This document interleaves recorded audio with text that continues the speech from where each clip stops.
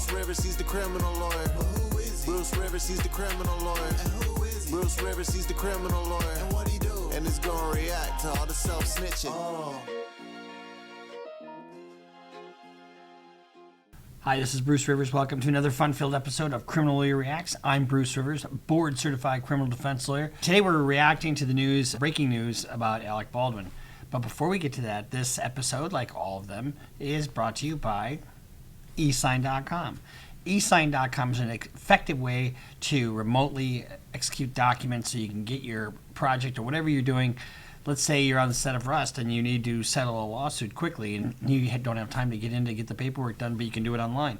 Go to eSign.com, download the app, and you've got 3 free signatures a month in order to have clients sign retainer agreements or plea agreements or whatever you got. You can use eSign.com. It's an effective way to remotely execute documents. Alec Baldwin is the producer of the movie Rust. Alec Baldwin was involved in an incident in New Mexico, Santa Fe, New Mexico, where he's shooting the movie Rust.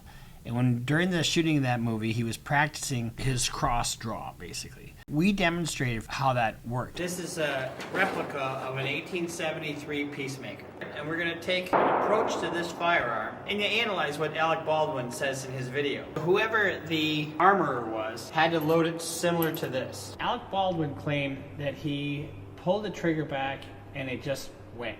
You can see by pulling the trigger back, there's a click. You cannot fire this gun. I'm pulling on the trigger right now, and you cannot fire it.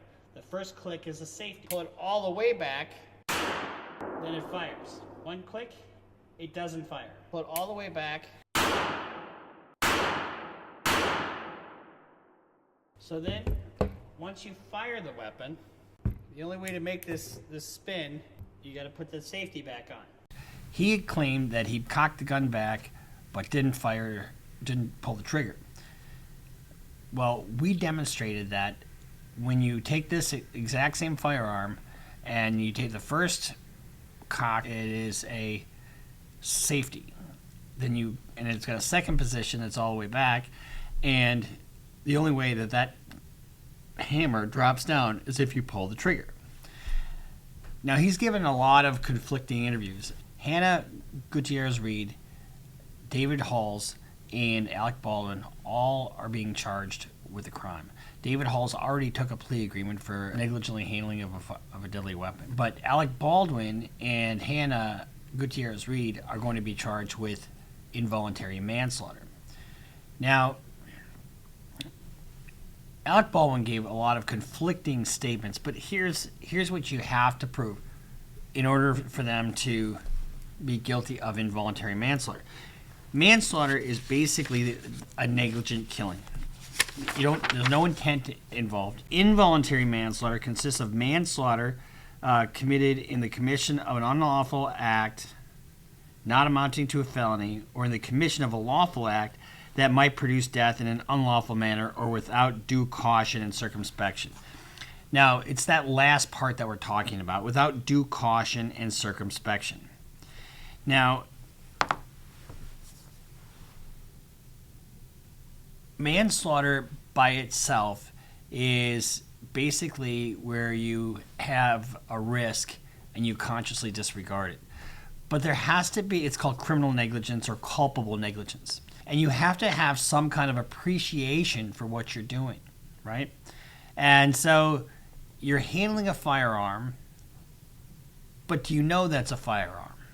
In other words, the defense is going to be that, look, I thought this gun was not loaded. The opposite side of that is every gun should be treated as though it is loaded. Andrea Reeb, one of the appointed prosecutors in this case, said if any one of the 3 people, Alec Baldwin, Hannah Gutierrez-Reed, or David Halls, had done their job, Helena Hutchins would be alive today. So you have this duty, right? And you have this duty to protect somebody. And in this case, there's a breach of that duty. And what you have with Mr. Baldwin, it's kind of a very complex situation because, yeah, it's a movie set. And so the standard to carry here on a movie set is that you never point a firearm at somebody. And if that is the standard and you breach that standard, no matter what the facts are, if it's determined that he's breached that standard, then he's going to be found guilty. But there is a high bar here, because remember the proof is beyond a reasonable doubt. And if he thinks he's got a dummy round in there, and he's going in front of the camera and doing what he's supposed to do for the shot, he doesn't have an appreciation of the risk. That is going to be the defense. You have to have a conscious disregard. The other thing they said was a review of the evidence in the case shows a clear pattern of a criminal disregard for safety on the film set. That's what the prosecutor said. Now, he was holding a .45 caliber pistol that fired a live round and it killed her. Let's take a look. There's a video here. Let's just take a look at this video and we'll react to this. Now, what he's doing here, he's sitting in a chair and he's got his hand in his coat, in his right hand. So he's basically pulling the gun out like that. Now take a look. There's a critical moment here. Make sure you notice where his finger is when he pulls it out. See? Let's stop it right there. And now you can see his hand is on the trigger. We'll go back and take a look at some of the things that we talked about earlier. But this is one of the things that you don't do when you have a criminal case pending. When you have a guy like Alec Baldwin who's a very public figure and wants to get out ahead of something and wants to get a statement out and do the PR thing, you don't do that. Why don't you do that? Because he put out a statement about where his finger was, how he didn't pull the trigger, and Tilt it down a little bit like that, and I cock the gun and go, "Can you see that? Can you see that? Can you see that?" And she says, and then I let go of the hammer of the gun and the gun goes off. Okay. Can you see that? Can you see that? Can you see that? And then I let go of the hammer, and it makes him look like a liar. Because where's his finger in this video? His finger is on the trigger. And I guarantee you, when he was doing this that caused the death, his finger had to be on that trigger. And so when you're lying about that, or you're making stuff up to make yourself look better, you don't get the benefit of the doubt when it comes time for trial, because they jam that shit up your ass. So if you recall, I predicted a while back that he would get charged. And I thought it would be insane if he didn't get charged, because he's the one holding the gun. He's the one that fires the gun. He's the one that caused the death of this woman. Not intentionally, but in kind of a reckless way. And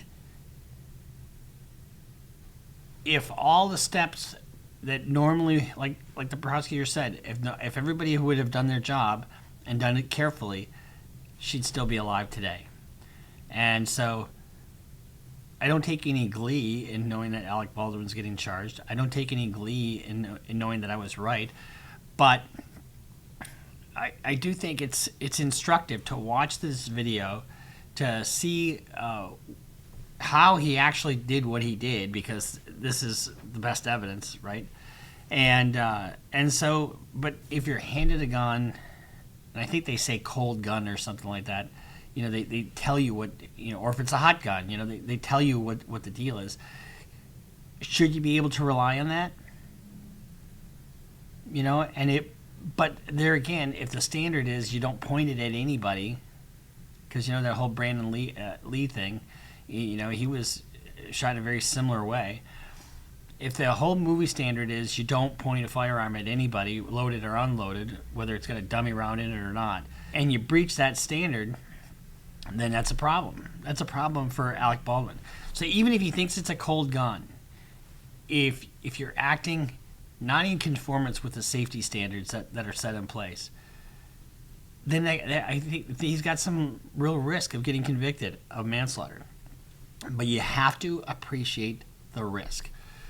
And take a conscious disregard of that risk.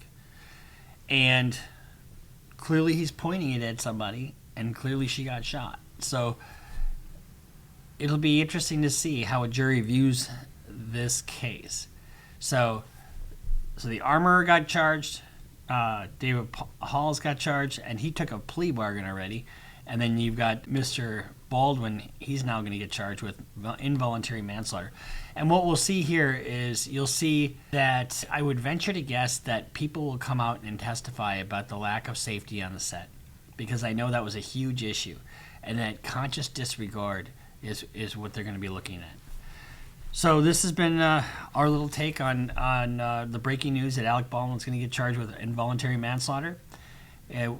As this case unfolds, we'll keep you up to speed, and we'll see you next time here at Criminal Lawyer Reacts. Make sure you subscribe, follow us on Instagram, follow us on Twitter, sign up for Patreon. We'll see you next time here on Criminal Lawyer Reacts.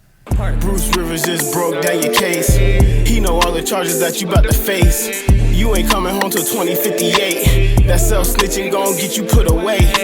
Bruce Rivers just broke down your case. He know all the charges that you about to face. You ain't coming home till 2058. That self-snitching gon' get you put away. 23-hour lockdown, police is at my god.